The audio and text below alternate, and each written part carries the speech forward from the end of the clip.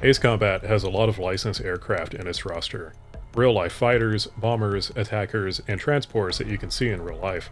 However, Ace Combat is also a crazy sci-fi anime thing. Especially you, Electrosphere. There are many, many original aircraft designs throughout the series. So, for your edutainment, I've created a list of almost all the original aircraft from Ace Combat, and I'll quickly tell you what it is and give a funny little blurb about it and move on, because there's a lot to cover here. Strictly speaking, this is not every single original aircraft in the series. I've omitted things like most bombers, helicopters, and transports because, well, you can't fly most of those and you barely see them anyway. Certain redundancies are left out as well because listing off every variant would take too long and not be interesting. I've also left out Ace Combat Advance and Northern Wings because they're very minor titles, almost nobody talks about them, and their original aircraft are just kind of boring mashups of existing real-life aircraft. So, the focus here is on stuff you can fly and super weapon boss-type aircraft. Big thank you to ICF Mobius 18 for this excellent video idea. Let's dive in, starting with stuff based on existing real-life aircraft. AF-117X Navhawk. Half of this list is going to be from Electrosphere, since, at the time, it was set in the somewhat distant future. The Navhawk is basically an F-117 Nighthawk, but equipped with Coffin, Connection for Flight interface, basically plugging yourself into the plane as a means to control it. We're going to be seeing Coffin a lot. The Navhawk has upgrades to keep it relevant in 2040 and is primarily used by the General Resource Defense Forces, or GRDF, for recon and attack missions. ATD-0. This is a fictional variant of the Mitsubishi X2 Shinshin, which was an experimental platform developed by real-life Japan to test stealth technology. Masato Kano, a senior director at Project ACES, wanted this aircraft in an Ace Combat game. So, in collaboration with the Japanese Ministry of Defense's Technical Research and Development Institute, the ATD-0 made its sole appearance in Ace Combat Infinity. It is basically an F-22. EF-2000E Typhoon II. A coffin-equipped Eurofighter Typhoon, the Universal Peace Enforcement Organization's primary aircraft. Not much to say about this one, but now's a good time to point out the lack of a canopy. That's your indication that an aircraft is using Coffin. Also, I'll be saying UPEO from now on since the full name is such a mouthful. F-15S and F-15S MT Eagle Plus. One of the first fictional aircraft debuting in AC2, it's basically an F-15 with canards attached. This is the plane that the Zone of Endless enemies used throughout the campaign. Coincidentally, the F-15S resembles the Eagle Plus from the movie Patlabor 2. The F-15S MT is based on the F-15 Active technology demonstrator, and it's basically an Eagle on steroids, featured as the primary fighter for the GRDF in AC3. F-16XA SAKERFALCON. A coffin-equipped F-16XL, this is the GRDF's primary attack aircraft. Keeping with the Fighting Falcon theme, the name comes from a real species of falcon. F-16XF GYRFALCON. A coffin-equipped F-16, this is the GRDF's mid-tier fighter. Also named after a species of falcon, of course. F-22C Raptor II. A coffin-equipped F-22, it's another one of the GRDF's mid-tier fighters. While this is basically just a regular Raptor, this version features air brakes that were removed from the real production model to save costs. FA-18I Hornet ADV. Surprise, it's a coffin-equipped Super Hornet. Are you tired of these yet? Another GRDF aircraft they kept in reserve. However, UPEO uses it regularly. FA-32C ERNE. This one's interesting because it's based on Boeing's X-32 demonstrator, which lost to Lockheed's X-35 in the Joint Strike Fighter competition. If X-35 sounds familiar, that's because it's the F-35 now.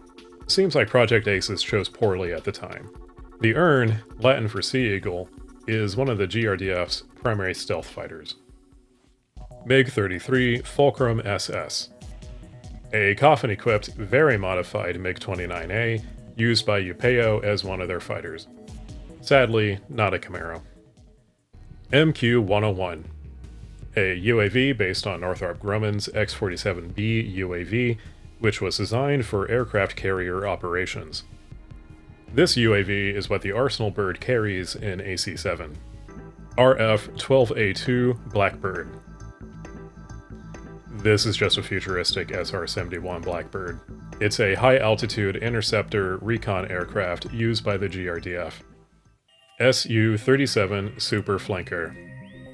It's a coffin-equipped, modified Su-27 Flanker B. A variant designated Su-37 Super Flanker R is used by UPEO's ace pilot Reina Hirose in AC-3. Su-43 BERKUT.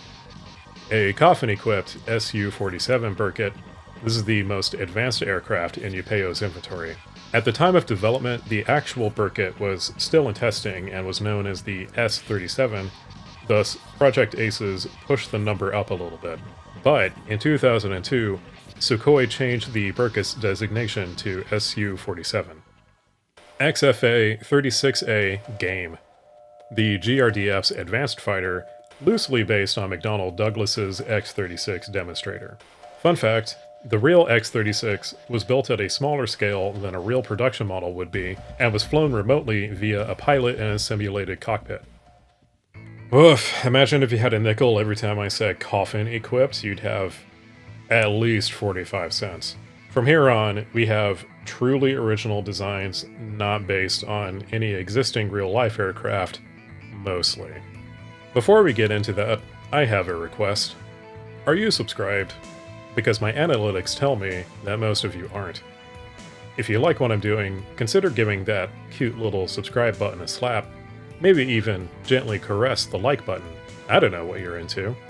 Also, if you're really into what I do, I have memberships and supers enabled now. Just think of it like a tip jar. There's nothing too special that comes with those yet, it's just a way of supporting me. Now, moving on to the second half. ADF-01 Falcon. The first production model of North Ossia Grunder Industries' Advanced Dominance Fighter series, and the first aircraft to feature an enclosed cockpit, which would lead to coffin technology, and also the first to be flown by autonomous AI. Originally appearing in AC-2 as a boss aircraft, it was playable beginning in Ace Combat 5. ADF-11F Raven.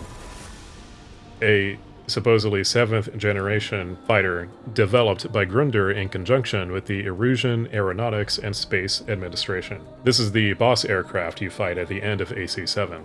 Capable of being piloted by AI, and the cockpit can detach and fly on its own. The cockpit portion itself is designated ADF-11. ADF-X-01 Morgan. One of the first experimental aircraft developed in the Advanced Dominance Fighter series by South Belka Munitions. Primarily designed for weapons testing, a variant designated ADF-X-02 was used by Larry Pixie Folk during the climactic final battle of Ace Combat 0. Known for its big-ass tactical laser and summoning Spanish guitars. Morgan is a vague reference to Arthurian legend, given everything else in Zero is also referencing that. The ARKBIRD. A superweapon built by Ossia, originally meant to counter ballistic missiles from Yuktobania, but later used to remove debris from low orbit after the Ulysses event. Hijacked by the Greymen and loaded with a nuclear weapon, the ARKBIRD would be destroyed later by the Razgri Squadron. The Arsenal Bird. A large propeller-driven UAV carrier built by Ossia to protect the space elevator. It can hold 80 MQ-101 UAVs, launch airburst missiles, fire pulse lasers, AA missiles and flak, and even has a projected energy shield. The Arsenal birds were designed to operate in perpetuity through microwave energy sent by the space elevator and mid-flight resupply. Just one of the superweapons featured in AC-7. ASF-X SHINDEN 2. Originally from the Assault Horizon universe, this is a Japanese-developed stealth fighter. This aircraft was notably designed by Macross creator Shoji Kawamori. It's also my personal favorite out of the originals. I even made the model kit. Don't mind how scuffed it is, I didn't have the right skills at the time. The name comes from the J7W1 Shinden. CFA-44 NOSFERATU. A 6th generation carrier-based stealth fighter developed by Slovakia with support from Belkin engineers. Canonically, the name NOSFERATU became a joke in Slovakia because of how much money the development for this aircraft sucked up, famously used by Stricken Squadron's ace, Ilya Pasternak, in Ace Combat 6. This plane comes with crazy weaponry. Dual railguns, all-direction multi-purpose missiles, ECM jammers, and parasite UAVs. A variant of the NOSFERATU can be found in Ace Combat Infinity, designated the QFA-44, piloted remotely via coffin by the Butterfly Master. Isn't she pretty? I missed out on Infinity, so I'm assuming she's perfectly normal and not problematic at all. GAF-1 VARCOLAC. From the Ace Combat Joint Assault universe, this is a multi-role aircraft developed under the Golden Axe plan. It was modular and able to be tailored to specific pilots' preferences. VARCOLAC is a Romanian word meaning werewolf in most cases. And if someone here watching this speaks Romanian, please let me know if that's correct. The GLEIPNIR. A large aerial warship developed by Lasath from Ace Combat X. Capable of firing shockwave ballistic missiles and utilizing optical camouflage, it was also a testbed for technology to be used in the XFA-33 Fenrir. Bears striking similarities to other large aerial warships in the series. GLEIPNIR is the binding holding back Fenrir in Norse myth. MQ-90 QUOX. A Japan Air Self-Defense Force UAV featured in AC Infinity. This first appeared in an Ace Combat novel, yeah, there is a novel, called Ace Combat Icaros in the Sky, though it's only published in Japan. A variant designated MQ-90 QUOX BIS was used as wingmen by the Butterfly Master in AC Infinity. The name QUOX is possibly taken from another Namco game, Tower of Duraga, in which there is an enemy dragon named QUOX, and that name was taken from the 1914 children's novel Tick-Tock of Oz, which had a dragon named QUOX. The ORGOI. From the Joint Assault universe, this is a Golden Axe Plan aerial warship meant to accompany the larger SPIRIDUS warship. It lacks firepower, but is mobile and can carry aircraft. The origin of the name ORGOI isn't clear, but it may be derived from the Mongolian deathworm cryptid. P-1112 AIGAION. One of the superweapons from AC-6, the AIGAION is a heavy command cruiser built by Slovakia, with technology given to them by Belkin engineers. It's capable of launching aircraft, usually Stricken Squadron, and firing long-range ballistic missiles. AIGAION is apparently the Greek god of storms. P-1113 KOTTOS. A smaller aerial warship made to support the AIGAION, the KOTTOS provided electronic countermeasures. KOTTOS comes from another Greek myth, also a god of storms. P-1114 GYGES. Another aerial warship built to support the AIGAION, the GYGES provided anti-air defense. GYGES, unlike the other two as far as I can tell, is not the name of a storm god, but rather just a regular-ass ancient Greek name. There was a king named GYGES of Lydia, an Iron Age kingdom in now modern-day Turkey. R-101, 102, and 103 DELPHINUS. In my opinion, this aircraft series is the electrosphere plane. I mean, just look at it. Newcom uses a nautical Latin taxonomy theme with their aircraft, so Dolphinus means dolphin.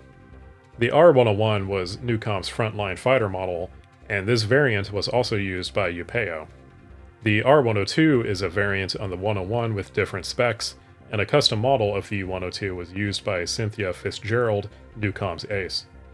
The R-103 is the most advanced model. You can tell because it has front-mounted canards. R-201 ASTEROZOA.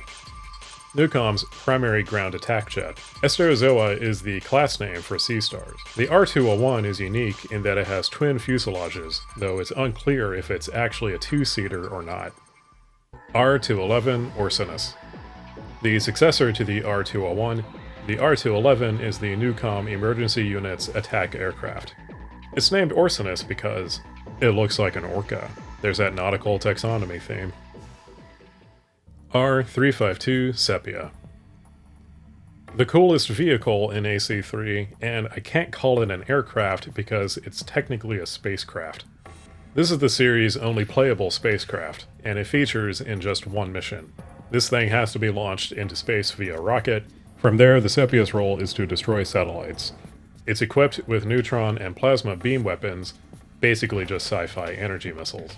Also, there are no control surfaces like a regular aircraft because those don't work in a vacuum. The SEPIA has thrust vectoring rocket engines. Also, the name SEPIA comes from a genus of cuttlefish. R531 MOBURA and R311 REMORA. The R531 is a high-altitude transport for carrying the R311, a parasite aircraft meant for fast attacking. The MOBURA, probably a misspelling of Mobula, a genus of rays, unsurprisingly looks like a ray. The Remora, meanwhile, is literally a remora, the fish that stick themselves onto larger animals. The concept behind these two aircraft is very, very specific. Drop the Remora from high altitude, it attacks the target very fast, and it sweeps back up to the MOBURA. These two aircraft only feature in a couple of missions in AC3. The Sky Fortress. Air Combat's final boss. It's an aircraft carrier that paved the way for others like the GLEIPNIR and AIGAION. It has no official name, and there isn't much info about it. The SPIRIDUS. Another aerial warship, developed by the Golden Axe Plan, it was designed for offensive capabilities instead of being a carrier like the ORGOI. Spiridus, from Romanian folklore, refers to a demonic familiar that one would use to hit up Satan for a favor. The Spiridus bears some visual similarities to the X-49 Night Raven. UI-4053 SPHYRNA. SPHYRNA, coming from a genus of hammerhead sharks, is a dirigible command carrier probably made by NUCOM, given the name. It's run by Abyssal Dijon, after he announces the existence of his chronically online cyberpunk terrorist organization, Ouroboros. It's another big boss aircraft that you bully into submission. UI-4054 Aurora. Some sort of advanced fighter used exclusively by Abyssal Dijon. Supposedly, this is a successor to the Blackbird, though it doesn't behave like it. The Aurora is suspected to be built by General Resource, but is otherwise quite enigmatic, as it only appears under Dijon's control in the simulated intercorporate war, potentially based upon NASA's X-43 scramjet project, though only visually. X-02 Wyvern and X-02S Strike Wyvern. First appearing in AC4, this is a 5th-gen fighter developed by the EASA. It's carrier-capable, has variable geometry wings, and is generally very cool.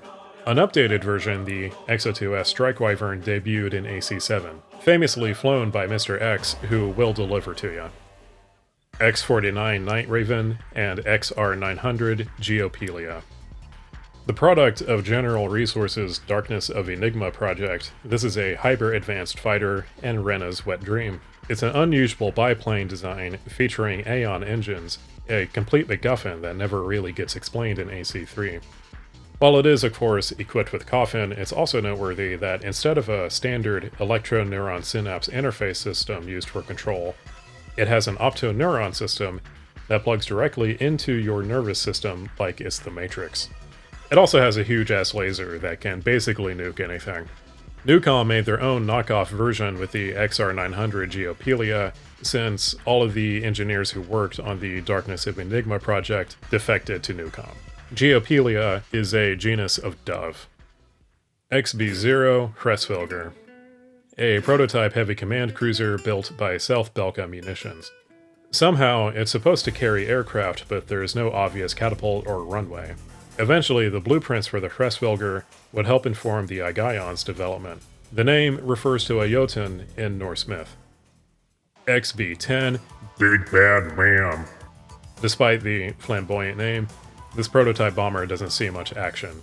It only appears in AC2, and you either bomb them before they can even take off, or just shoot them down.